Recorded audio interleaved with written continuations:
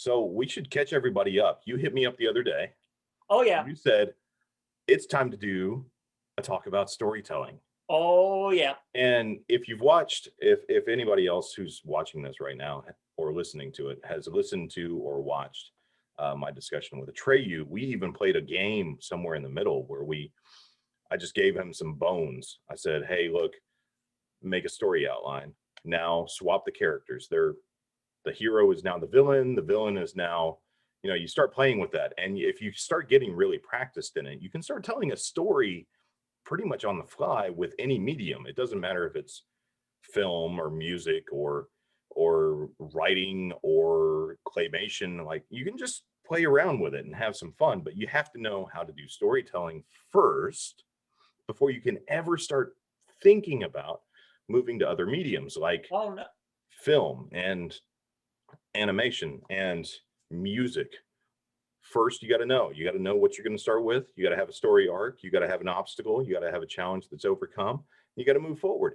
And when you hit me up with that, I was like, oh, dude, yes, storytelling from a proper storyteller. I'm really looking forward to hearing what you've got to say on this.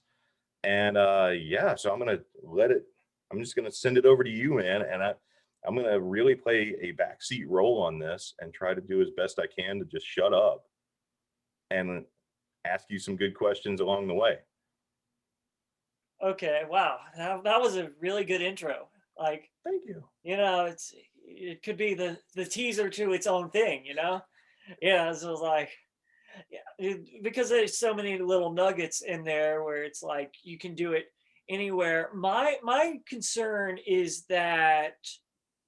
um is that you try to do a story before you do the technical exercises that'll make your film watchable. And I think you should do those very first, like have a conversation scene and it's been like, oh, how's your wife? She's fine, blah, blah, blah. And you just get it so that you can edit those things together and not go crazy before you start telling a story. But once you have the technical skill sets that you can learn at YouTube, you storytelling becomes the number one, I think, thing anybody could do in any medium.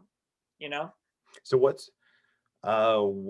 technical elements are you talking about when you're referring to the technical elements? So let's start. Let's say it's somebody who has no idea how to tell a story. Yeah. Technically, what are some key elements of that?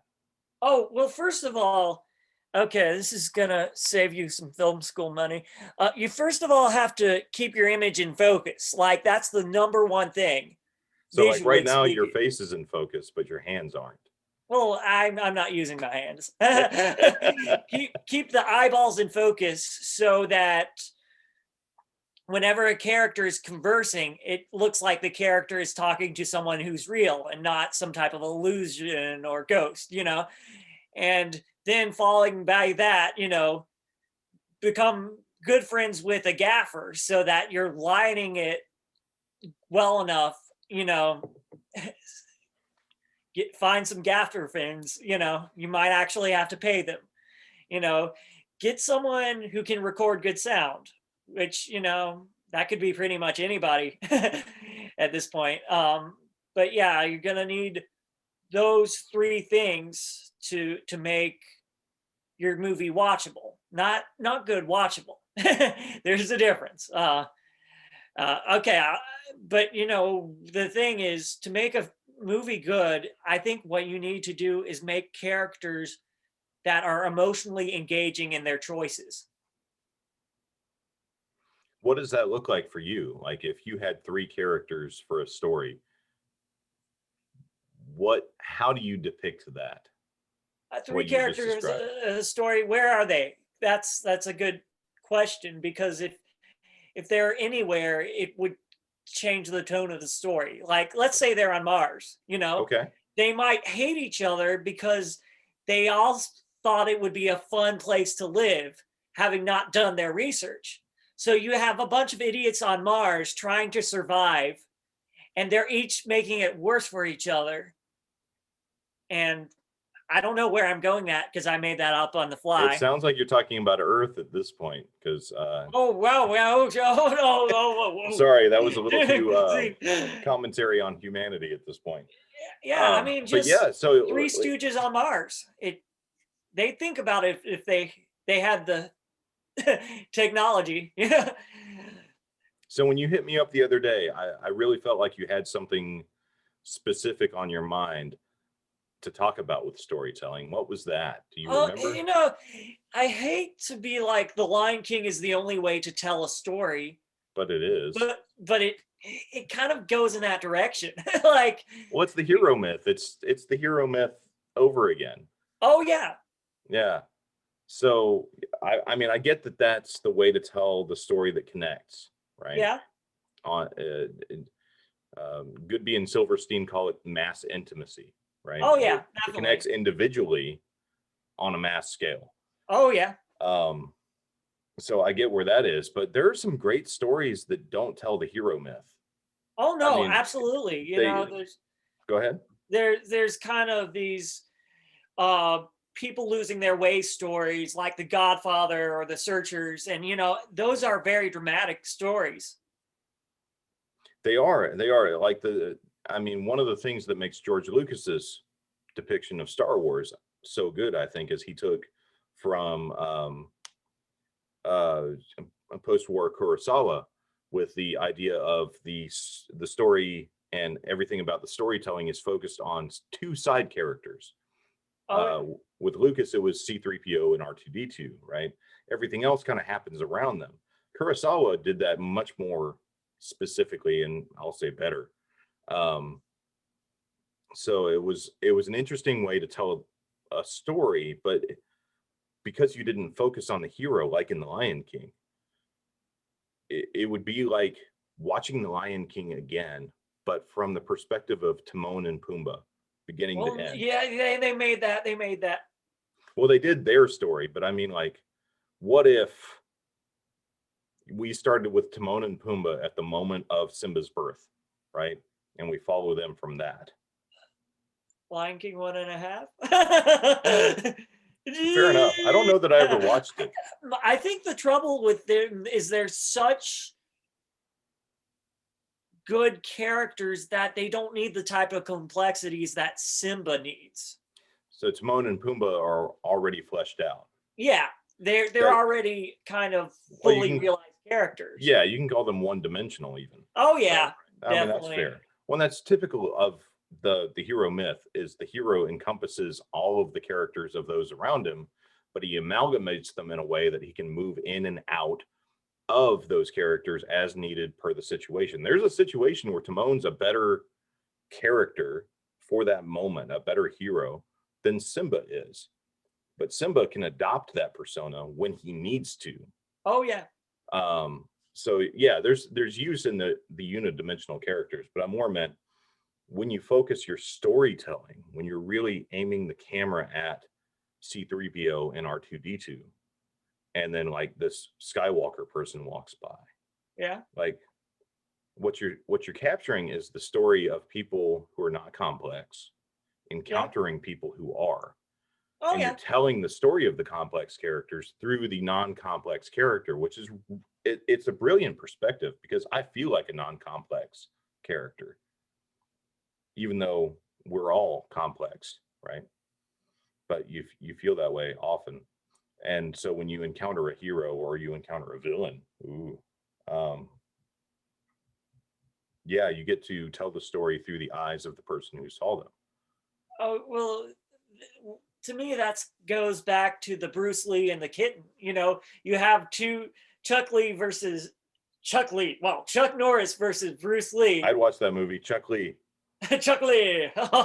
That'd be funny. But Chuck Norris versus, and you have the kitten on the wall, and somehow I think that's kind of um I think that's more of a narrative framing thing than it is on whether a story's good or not, you know, because the thing is, good stories can use a bunch of different narrative framings, you know, and still be good stories. But the trouble is bad stories all kind of run together because you can kind of tell where the milk ages. That's a fair call. It's usually not in the first scenes or the second scenes. It's usually somewhere in the beginning of the ending of the first act where things get bad with the let's see a bad movie. Amazing Spider-Man 2, why not? Let's pick on that one. Really? Like, the thing is, um Poor guy. yeah, I never saw it. I So mean, the thing is, um Carrie Osborn's dying of cancer, and that's sad. But Spider-Man's reason for not giving him his blood is that he doesn't know what he does. But if spider blood is in him, then he should know the effects of it. So it's like it's making the characters adapt to plot conveniences rather than telling how characters should act in terms of dramatic story, dramatic irony, or dramatic storytelling in general. well, I think you're right. I think the point when a story turns, Yeah. when it curdles, is when the character betrays themselves. Yeah, but if the character portrays themselves and the movie doesn't seem to care that happens. Yeah, the character betrays themselves and they don't, like, nobody cares. Like, we're not Nobody supposed to cares. care. Then it's Yeah. Like yeah. Tobey Maguire in Spider-Man 3, right? When he goes emo and whatever, like, we're all going, no, this is just wrong. No, it's too funny. They went way too far with it. They went way too far with it, but you're right. Everybody, when that happened, said, what are you doing? This is not you. Yeah. Whereas with Andrew Garfield, this was, we were supposed to accept it. Yeah, we're supposed to say, yeah. It's like, be mean to Max because we don't care about him. Don't give your blood because we need this plot to happen. It's all in the service of making things tick rather than making things feel. Well, there's an element there too, in that it abandoned hope, and the hero always has hope. Yeah, that's it. Right. So in this situation you're describing, I haven't seen this movie, but in the situation you're describing, you should watch it and then cry because it's so bad. It's amazingly bad. Like, it's amazingly bad. The Amazing Spider-Man 2, subtitle amazingly bad. I love it. But the idea is the hero always has hope. And if you're in a situation where somebody is terminal, right, you already know there's no chance. So what would this hurt? Like, I give you my spider blood, from what you're describing here. I don't know what it's going to do, but it's probably not going to be worse than dying from what you already have. Or like goblin sickness. Yeah, we'll figure that out later. Yeah. Find that out later. Exactly. That's what heroes do. Because the thing is, but the thing is, you're supposed to accept the consequences as a result of the hero being sacrificial. No, it'd be bad for humanity if he became a monster. But what happens? He becomes a monster, and it's terrible. It's a terrible movie. It's so bad. It's so bad. Like, and so what happens with good narratives is they make it, I think it makes it hard for you as an audience to say, I wouldn't make the same decision in the same situation. But with a bad narrative, you would say, I would make a better decision. If you're gonna assume that the audience is gonna connect with a stupid decision, assume that they're gonna connect with the stupid decision that's morally good. Oh yeah, exactly. Because they want to hope that they'll do something stupid for good reasons. Nobody ever wants to hope they do something stupid for non-character consistent reasons. Nobody wants to do that. Yeah, that's great. So for storytelling, what sparked you hitting me up the other day? Like, I You, mean, I feel like there was an inspirational moment where you said, "Oh, this is something that needs to be shared." I think it's because what happens is, with with shorts, you can disguise a lack of storytelling with production value and good music, slap a rock track over it, but you can't do that for a feature. So this is kind of the walkthrough through the feature, you know?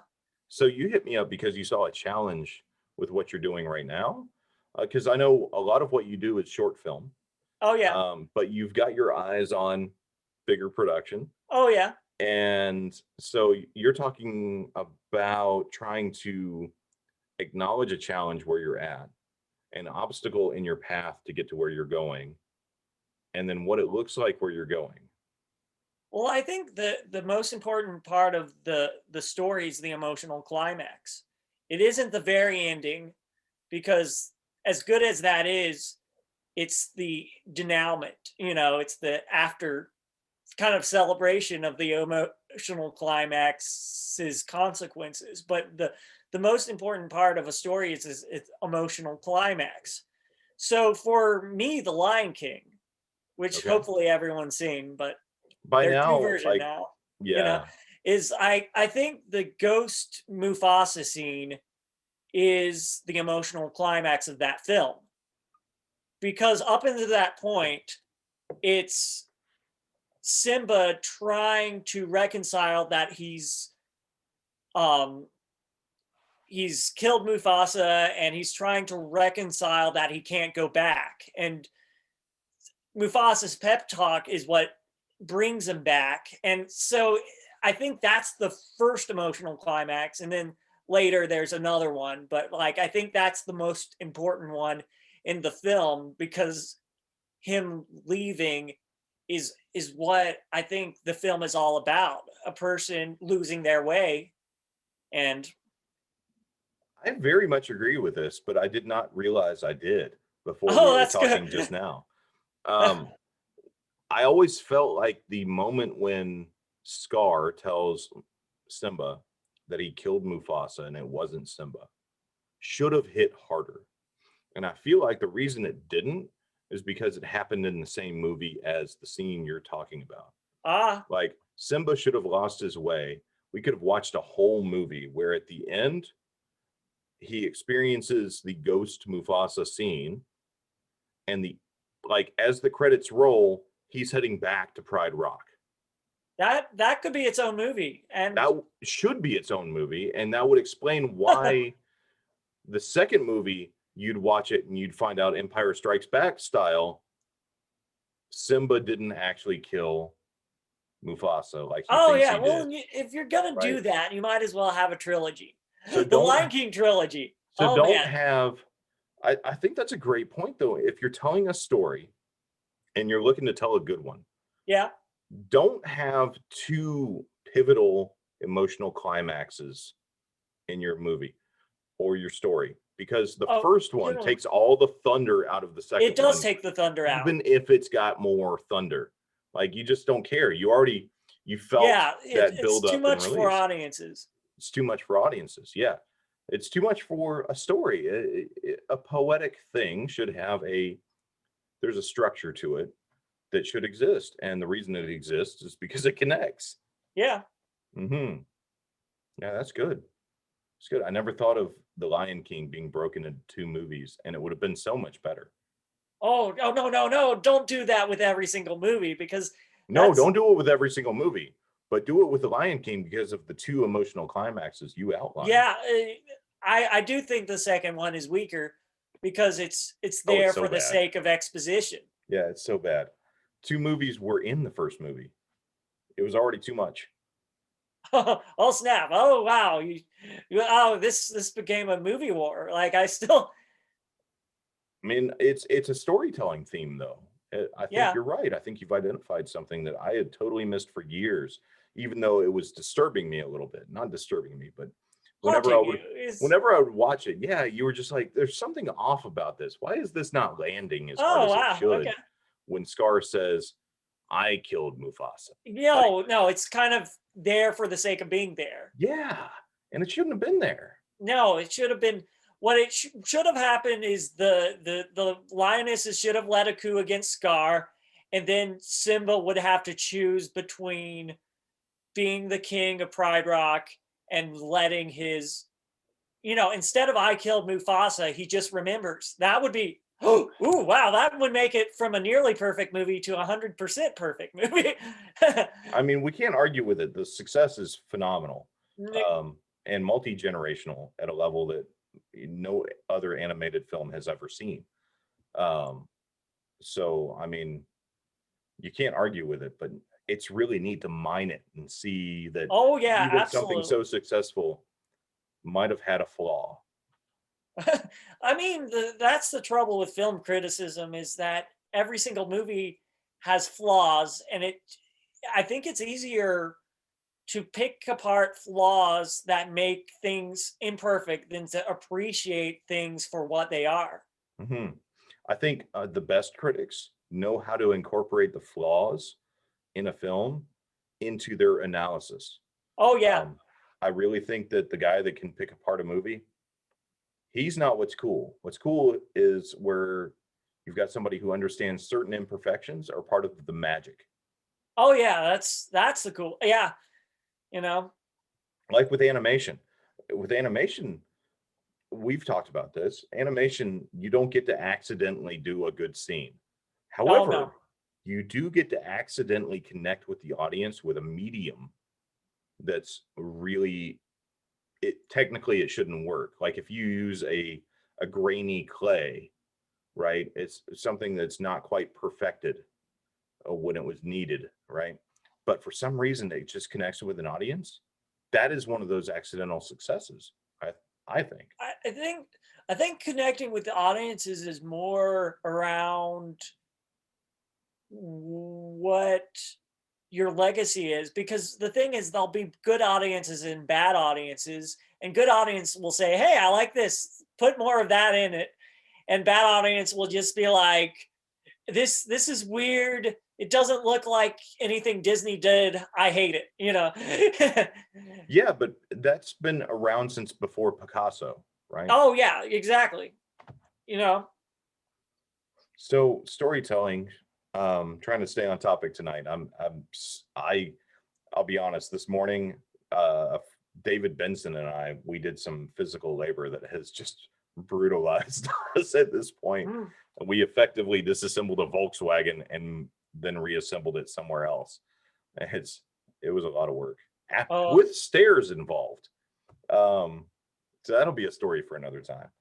But so for storytelling, storytelling. what does a good story look like? If you had to pick 5 tenets of a good story, the first tenet Oh would man, be where do you start?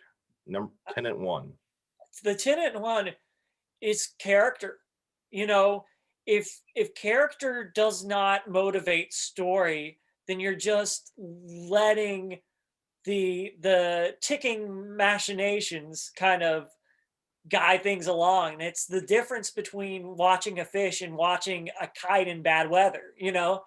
It's like the fish will go where the food is, but the fish will make choices on its own. And if you're a writer, you want to make characters that seem like they're making their own choices, even if you're guiding it towards a certain destination. Okay, so tenet two, if you're going to build from character, character drives story. Yeah. I would suggest tenet two is the interesting situation.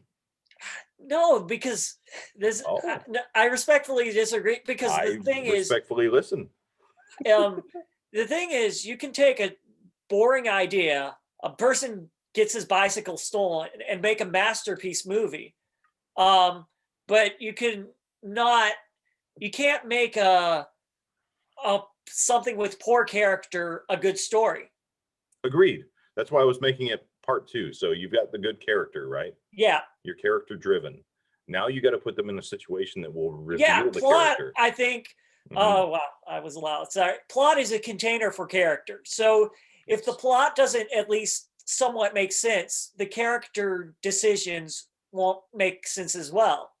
So then So I guess number two beneath the character plot theme, um, character at the top, Character, plot underneath. thought. I would say action is ahead of theme, but that doesn't mean um, theme should be thrown out. But what a person does, the action, um, reveals something about how they think. For example, and going back to The Lion King, you know, Simba spares Scar, which you could say that's plot, but that's also action. He's It's also driven. character. Yeah, true. He decides to say, I'm not like you, be gone. And the thing is, because the action is character driven, it has weight. It isn't there for the sake of, oh, I think here's where I think students make the most mistake in their movie is they substitute action for theme. And it's like, the thing is, it might be interesting for you to think about how we might be living in a simulation, but that's not going to drive our actions, our movement. Okay, You so know, I heard three tenets building from character. So yeah, character, number one, character is the yeah, highest. We talked about, I mentioned plot, yeah. That's two. story, or situation is more what I was aiming for that reveals more character. Oh yeah, You mentioned absolutely. something that may go in between those two, which is theme. I, So I would say character theme and then goes below theme. action, and Ooh, not because I want it to be like this big spectacle. No, and but because action reveals character, but theme may or may not. You know, that's a good point. So, okay, so we've got character and yep. then character action, Character, plot, action, character plot. We're going to go with character, plot, plot. action, theme. Yeah, What's number five? I think number five is having a really, really good film composer. Like the role of music plays so much on how emotions are shaped that it's kind of its own thing. So I had the rare pleasure, privilege even, of when I was young, at my homeschool co-op, Oh, that's all right. they brought in a professional storyteller.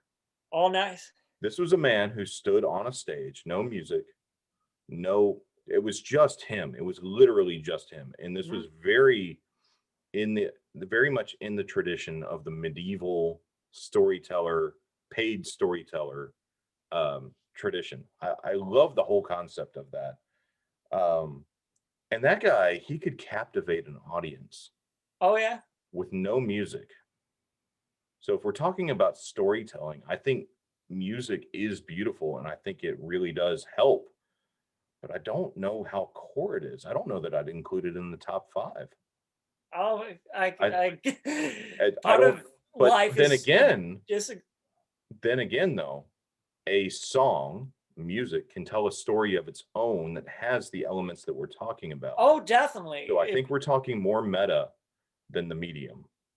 Oh, well, the thing is you can go all different direction. And so, but the thing is you usually want to avoid licensed music because it's so expensive. Mhm. If you want to drop $20,000, that's how to do it. I still one of the promo videos I actually did my own. I actually All sat with the nice. guitar with it plugged in and started playing with sound. Um, I wrote a whole composition and then I found a public domain song that did it better. So Wow. I scrapped 2 days worth of work and just took something public domain. Uh-huh. But I still built what the music element did for me as a storyteller. The music, if I had to figure out how to tell the story purely emotionally, Yeah. with no words, no camera angles, no cuts, just if I was going to tell a story, me to you, Oh, where I didn't use any cinematography, I found a sound that told the story 10 seconds in. Oh, that's Like cool. you were feeling it before you were seeing it.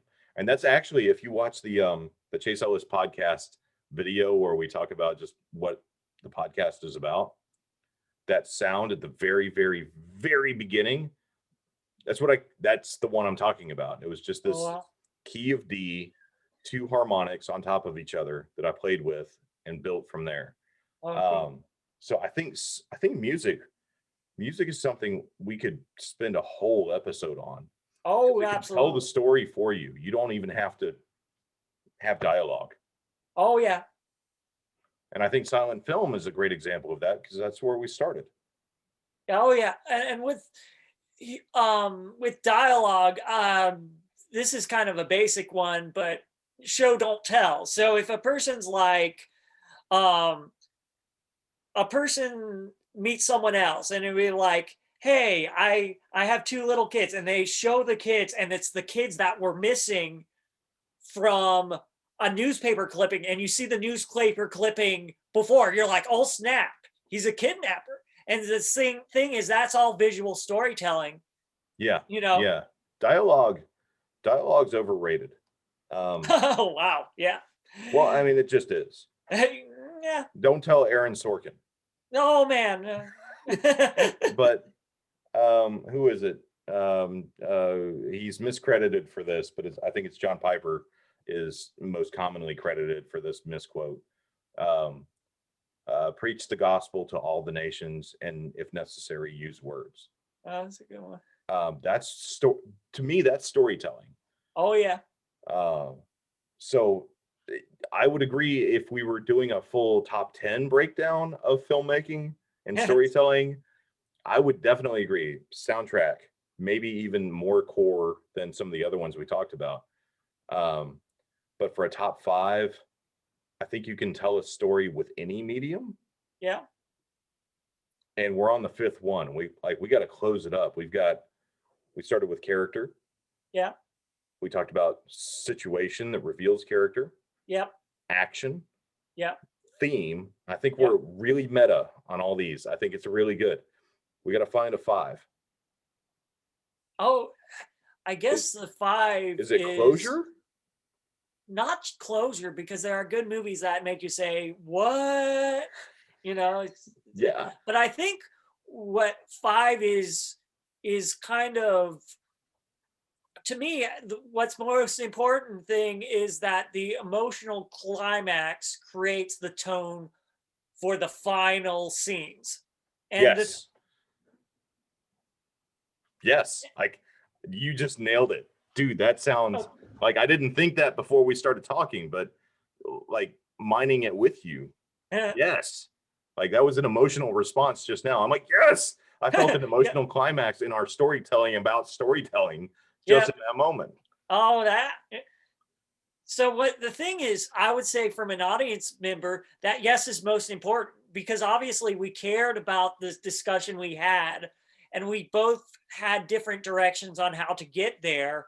But the point is, we both enjoyed that moment of realizing that um the denouement should be all built around the emotional climax. Like I Yeah. think Toy Story does that, where it's Oh like you can gosh. fly, and Yes. it's on AFI's best movies, so nobody's debating it's one of the best movies ever made. Yeah. I will say I like Cars better. Cars? Oh wow, I'll have to see it. But All it's only three. because Cars 3 tied it up in a way that was just so emotionally connecting for me. Cars Oh, 2 is interesting.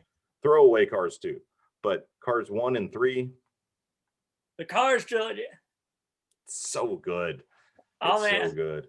Especially if you're aging. Like, if don't watch Cars 3 until you're 35. When you hit 35, 35. That's watch funny. Cars 3 and you will cry in the first 15 minutes. I guarantee it. Now, but yeah, the thing is, I think the mistake beginner filmmakers make is they try to seg scenes with other scenes instead of with other choices. So the thing is, um, So I'm going to make up a plot, so it might be terrible, you know. So a person calls his friend about his drinking problem. The thing is, we already know that person has a drinking problem. Okay, and I'm not. My eyes are closed. I'm just And picking. so, I'm just picking on you, so bud. I'm the just picking on. calling, if the calling isn't revealing character, it's a boring scene that doesn't add to the story, you know. But what if the person has a drinking problem, but he also wants to suddenly quit, and you can't do that because that'll kill your liver. You know, it's if you have too much alcohol, your blood gets dependent. So the person like, oh, I'm going to stop drinking. I'm going to stop drinking without any help. That's drama because then you're like, wait, the guy needs help or he is not going to be long with this world, you know? So it's add add drama with drama and don't add drama with exposition. Yes. Yeah. Well, that comes back to the idea that the writing doesn't matter as much. Is it? Oh, Mm, the dialogue, the I said writing dialogue, matters but as much that as it could involves more than possibly one matter. character, right? Yeah, the dialogue involves more than one character. Oh yeah. So that's why I kind of said writing. I was like, hmm. You know, But I'm not saying it doesn't matter. I'm saying writing takes a side seat to what you're talking about with the emotional climax and oh yeah. the Well, that's emotional that's struggle. arcs, that's themes and Mm. arcs and drive. The thing is, what makes Lion King good, I think, from a character perspective, is that when you first see Simba, he just wants to be king. He's not thinking about the future and the implications of that. But then, as Mufasa dies, then his world has changed, and he's left picking up the pieces. And Yeah, so, yeah. Mhm. that's good drama because you start a person at point A and then you give them something that person may deserve or may not, but has to feel his way through, you know? Mhm. For sure. Yeah, and that was a big one. Like a lot of kids got introduced to the concept of death Oh, through snap. that movie. Um, With me, it was there. more Babe. Babe came Oh out a year gosh, later, yeah. and it's like, that wouldn't be G now. Babe's the better movie. Oh, snap. Ebert It's not agrees the with better me. story. It's not the better story, but it's the better movie. Oh, man. Um, Babe is good, though. it is. It's a Charlotte's Web from a The different sheep perspective. pig, like, Yeah. the thing is, back when the only CGI could be the mouths moving, now it's kind of we've gotten full circle where it's like computers are making stampeding animals and So we talked about the 5 elements of a story, yeah. and I'm just realizing though we didn't talk about the telling of a story. We Oh, broke down the meta okay. elements of a story, but Okay. one of the things that is important about a story and telling it is understanding your constraints, your medium Oh that you're yeah. going to be working in. And I feel like we're remiss in that. We've talked about story and I think we've Yep. outlined that pretty archetypally well.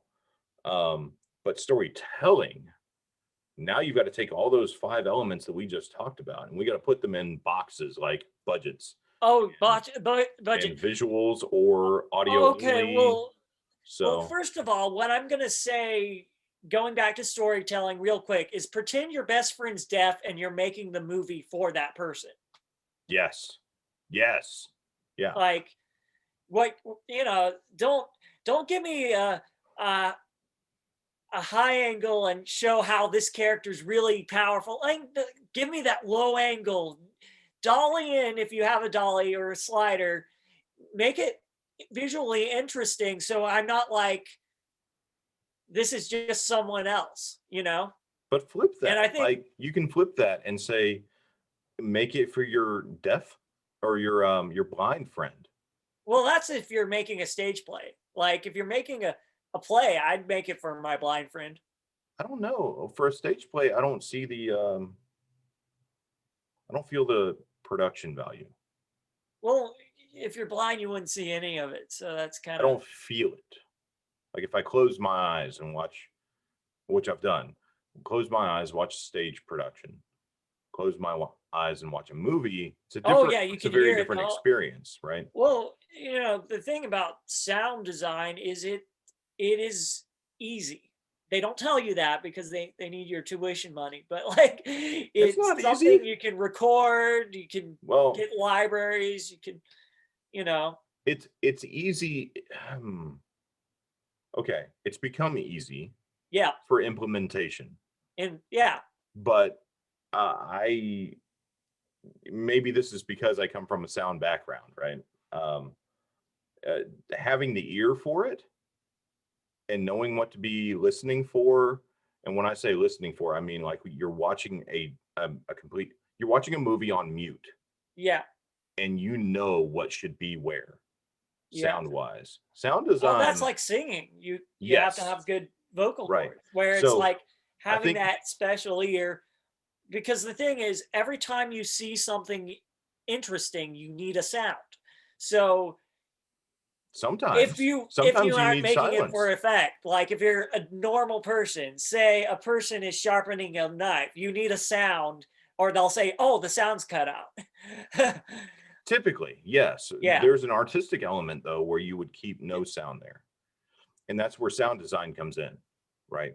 yeah, That's where the sound designer works with the composer, the film score, oh yeah, and they pick and they talk about, this would be better if we just worked on the visual and ignored the sound that the grindstone would make on sharpening a knife, that or we makes make it smaller, or we make it bigger, like all that. There's a taste there, and I think you're right when you say that sound design is easy now especially. oh, It's easy, but it's easy if you already have the gifting for it. Like oh, they've given you all the tools. Like you can just go download what you need for a tool set and be fine. I still like to record my own samples. Um, that makes sense. I would say if you're a sound person, you want to avoid these sounds. The creaking of the door, because if you hear it, it's going to be a stock sound. And you're like, no, you record your own door creaks.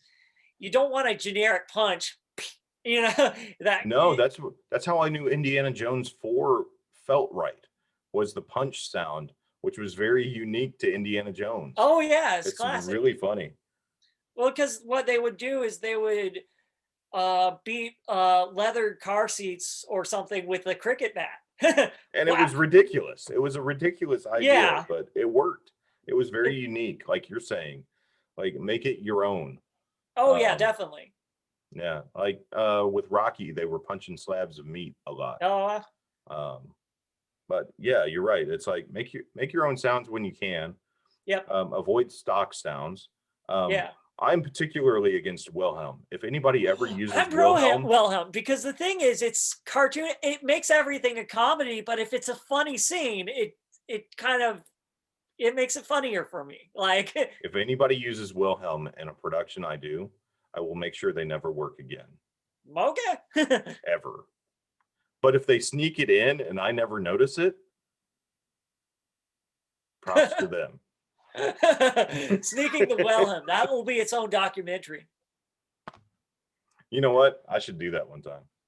Yeah, sneaking, play it backwards. No! Yeah. So Yeah. bad. I instantly lose 20 respect points for a movie the moment I hear Wilhelm. Well, the sad thing is they're probably doing it for their Wilhelm friends. Oh, I know. I get it. I understand it's a film thing. I understand that like every sound designer tries to fit it in to every movie. I get that. It's a Hollywood thing that should die. Oh, snap. It should bleed a slow, painful death Oh, wow. and then have its neck broken. I don't Oh, like okay. Wilhelm screams. I don't like laugh tracks either. So yeah. Oh, no, I hate laugh tracks. Yeah. I understand what they're trying to do. The classic not soap operas, comedies would have a live audience. And so it's like, oh, we'll just have samples of laughing, and it doesn't work. The live audience at least gives an energy, but the laugh track doesn't. No, It's like it doesn't. just The IT crowd did a very good job with using laughter, but they used a live audience. oh snap. It's a great show. It's Awesome. one of the reasons it worked. I hate laugh tracks, but it worked because it was actually live. Oh, cool. All right, so working in framework, let's pick 5 things. You've got a good story. It's got Yeah. all the 5 elements that we just talked about. It's Oh, got nice. character. It's Yeah. character driven. Yeah. It's got a situation that will reveal the characters. Oh, It's nice. got actions that are going to flesh out the characters. Oh, definitely. It's got a theme that's going to keep consistency across the story. Yeah. And then what was the 5th one that we decided We on? argued about music, but it's the It's got an emotional emotional climax. climax. So it's got an emotional climax, just one. I think we Yeah. identified that you shouldn't climax twice in one movie. Yeah. Phrasing. But yeah, so it's got all those pieces. And now you got to work to tell that story. What are the 5 elements that make that a story told well? First of all, I would choose my runtime. Runtime, number 1. Because the thing is, with film festivals, most submissions are like 20 minutes long, which means they probably won't be programmed because they're not masterpieces, generally speaking. So if you can make a film that was 3 to 9 minutes long, that would be the perfect runtime, because 3 minutes, that's the opening, so that's an entire storyline. Under 10 minutes, that'll get a lot of people accepting. People will look at it. So but so first runtime, second budget. And the thing is, budget is your enemy, because it's always going to be $300 away. I don't know how it turns out that way, but it's like, whatever your technical issues are, they will almost always be $300 to fix. Oh, that's so true. It's so you have to true. It's choose like, I just between need making 300 the more. short in that medium, or shelling out $300 to fix whatever audio visual problem you have. Yeah. So budget. Yep. Number 2. I'd say that that's making sense from what I've seen from filmmakers. Number 2 is you really need a good editor. No, that's 3, right? Number 3 is editing. Number 3, yeah, because so we talked about the first one was what do we say? First one, well, let's see. Before budget, it was after the story, and I think the first thing is runtime. Runtime. Cool. So runtime, budget, editing. Yeah. Yeah. Ron Howard agreed with that, by the way. I just finished his masterclass yesterday, and yeah, he completely agreed with editing. He's the guy that actually tells the story. Oh yeah, absolutely. He doesn't get to be the keeper of the story like the director, but he's the guy that executes the story.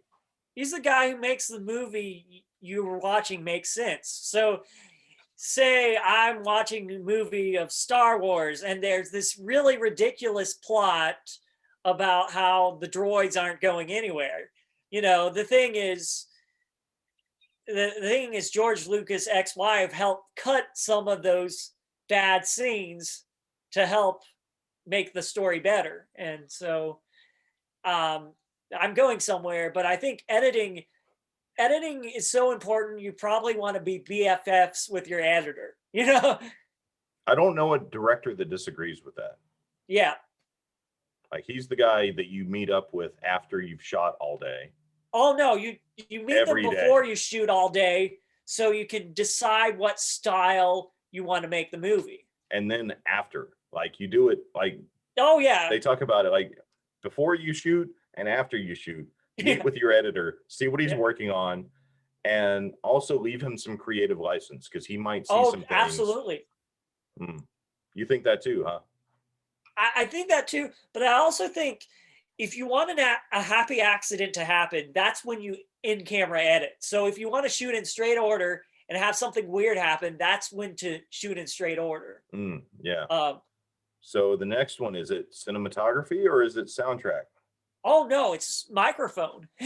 It's Wow, make it's that poor guy boom. holding the boom. Yeah, it's that guy.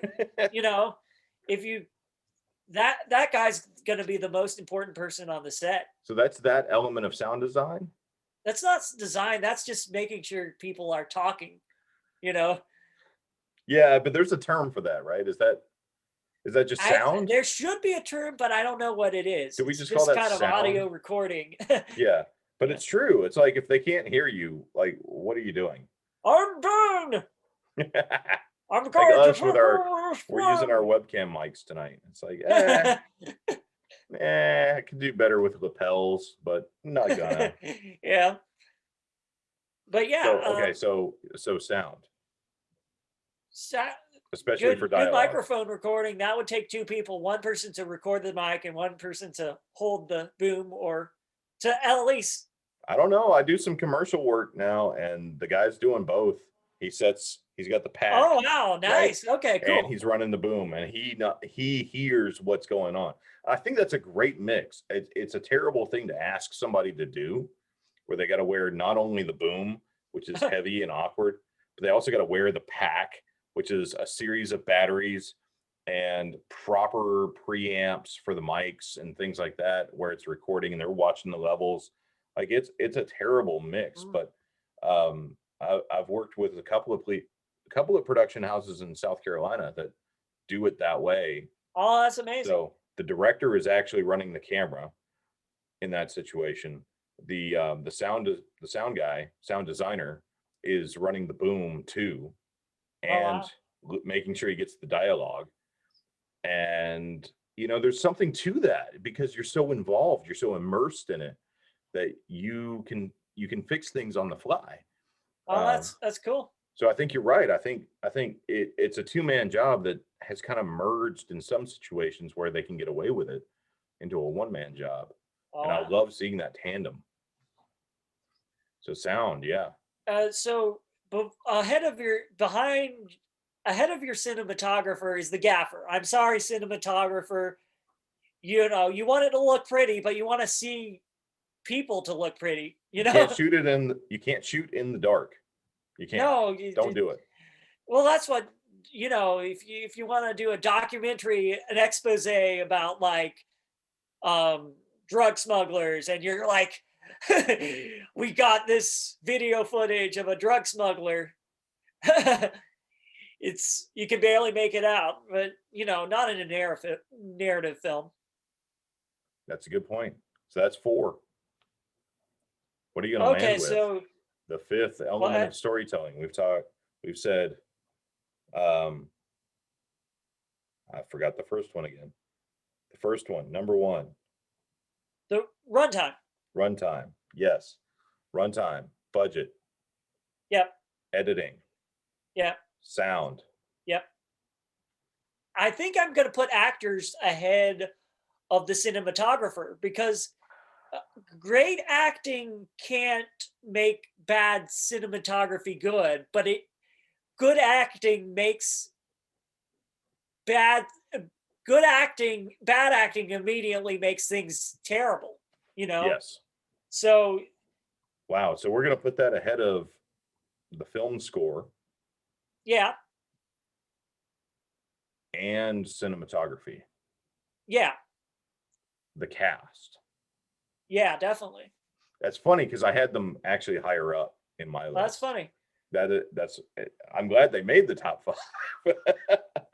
Yeah, well, So you know, the, the cast, yeah. I mean, there's so many elements to that too. There's a on-screen chemistry, there's an off-screen chemistry, there's the drama that comes into um, like at the end of the day, the director wants to be known as somebody who facilitated an environment where people worked well together. And if they didn't, it doesn't go well for them as a career later. uh, There's all kinds of stuff there. So yeah, cast. That's great. What do you look for when you're casting? oh, what I look here's here's what I look for is kind of someone who can communicate emotion through his or her eyes. Through the eyes. Now Yeah. that sounds like an animator talking too. Yeah, that's true. The thing is, with dull eyes, you can just, put it at the right angle and it'll. How do you think people, so there's a shot from Raiders of the Lost Ark that I Yeah. still to this day love.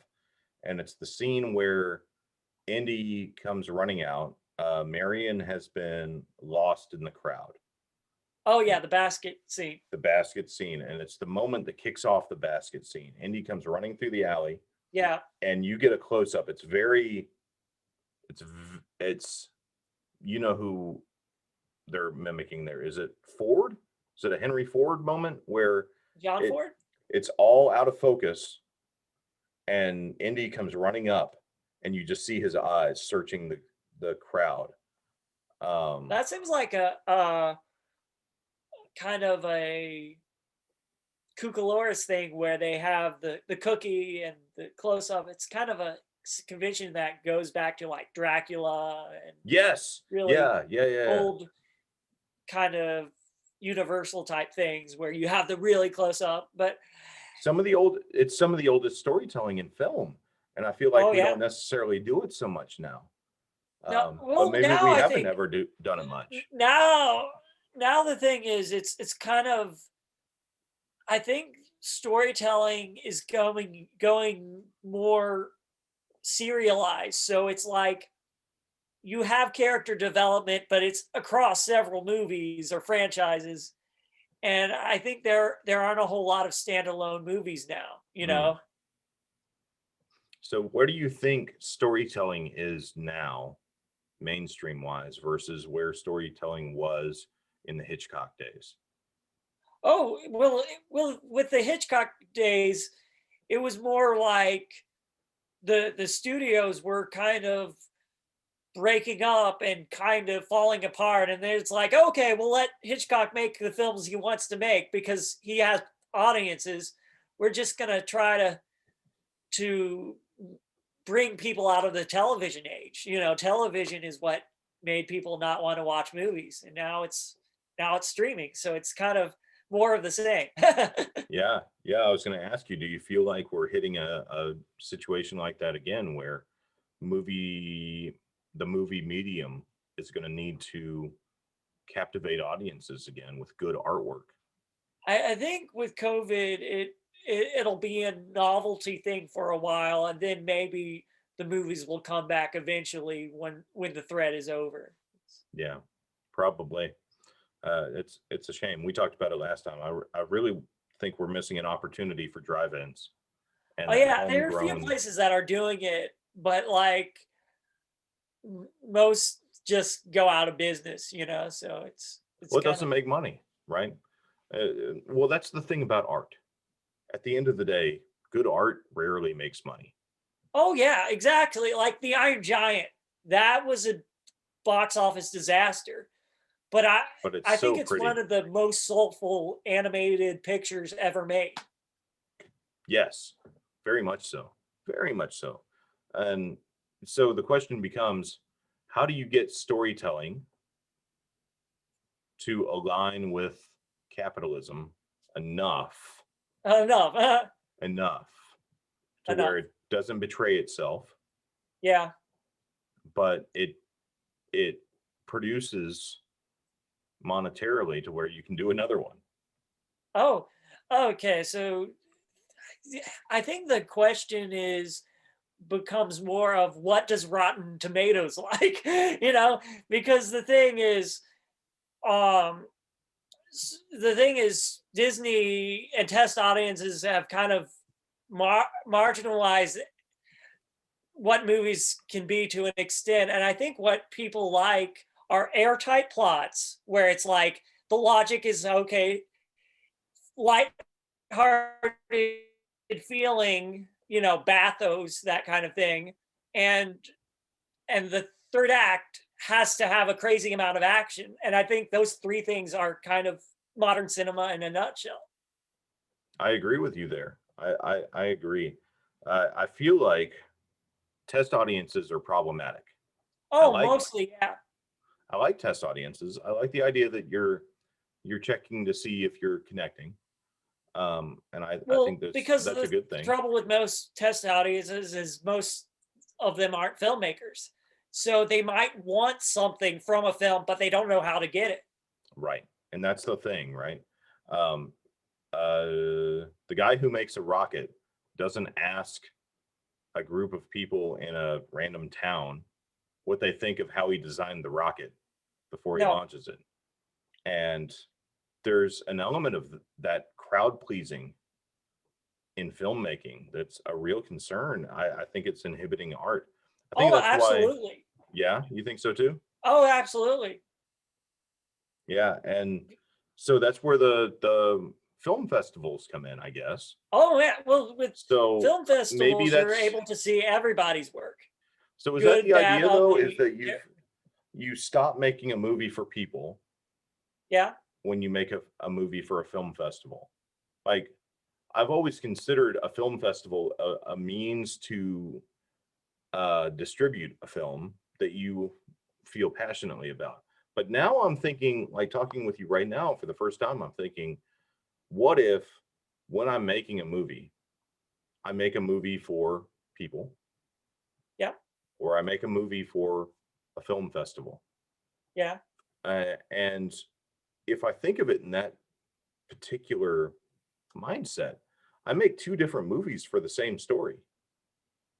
Yeah. Well, the story you want is the story you can't sleep without. That's the one you should do. Well, Like the story you're like, man, this is keeping me up awake at night to tell. That should be the story you make, and not the, oh, well, I want to appease the audience gods at Riverdance, you know? yeah, yeah. Well, I mean, there's this element too. Like I'm thinking right now that there's a story I want to tell. It's keeping me up at night. Yeah. Um, and that's the story I give to the mass audience. Yeah. But there's a story that has been told 1,000 times that I really don't necessarily care about, but I Yeah. don't like how it's been told. Oh, And yeah. how it's been told is keeping me up at night. Yeah. And when that becomes a factor, I don't send that to the mass audience. I send that to a film festival, Yeah. maybe. Well, I think the thing is, with an audience, they'll like it or they don't, but they won't say, oh, I don't understand what you're trying to do. But with a film festival, a lot of these people are filmmakers or have watched a lot of films, so they can say, "Oh, this is I appreciate what you're trying to do. You might not have gotten there, but I can say, oh, you may need to have extended that scene by a few seconds or added music at that set. You know, you can have more constructive feedback because of a more educated audience." I would love to have a YouTube festival, a YouTube film festival where I get to take a podcast and do forget what the content is. I would love to do those dynamic camera angles that we talked about earlier that just don't fly with a mass audience. I would Oh love to yeah. transform the medium. Well, you could just call it um, the underground podcast film festival, you know, and it be really weird. There are some weird festivals, so you could absolutely do it. I've always wanted to start a film festival in Kernersville just to get more people doing the things with film, but you know. You haven't hit me up. Let's figure it out. Oh Let's yeah, make one. let's figure it out. Yeah, Figure it out. Well, just like on figure it. Letterkenny. Figure it out. Figure it out. Canadian, yeah. Yeah, we'll figure it out. Yeah, Okay. it's we just got to want to do it, and we got to find enough people to put it together. Oh, if you do it free, you'll have thousands of people Well, let's do it free then. beating down the. Let's do it free. Let's figure out a way to do that. And with Yeah. the virtual world, there's no reason we can't do it. Oh Um, no, where we absolutely. post it on YouTube, and then we just have an event where we say, "All right, we're about to fire up this one. Okay. Everybody, 3, 2, 1, hit play." It's like, okay, so my only requirement for safety purposes is we keep the volume below negative 12 dB. Okay, that should be, I mean, I'm okay with anything on that. yeah, okay. I'm okay Just with so we don't anything on have that. like I peaking agree. audio. I agree it would be better that way. But yeah, it's like let's do a film festival where we get 20 people to sign up Yeah, and they're gonna put their film on YouTube yeah, whenever they are done with it, right? yeah, But on the day of the festival, we say, all right, here's our viewing order. We're all gonna watch this together and we're gonna talk about these films. oh, This nice. sounds like so much fun to me. I want to do Oh man, this. let's do it. Okay, well, we should do it.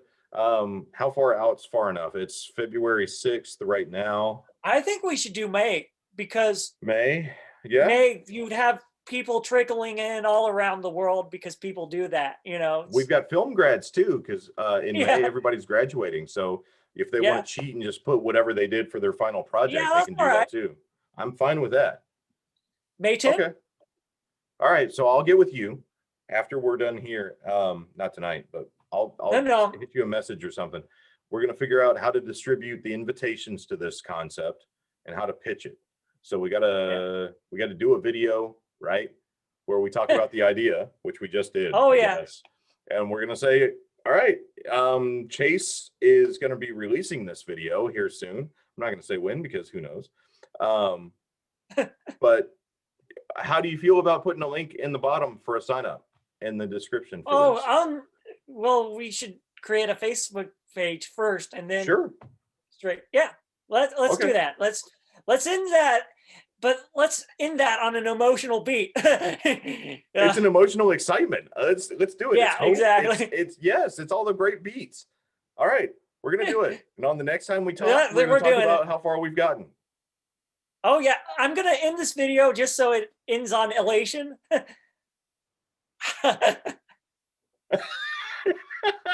He did. He's gone. He's gone again.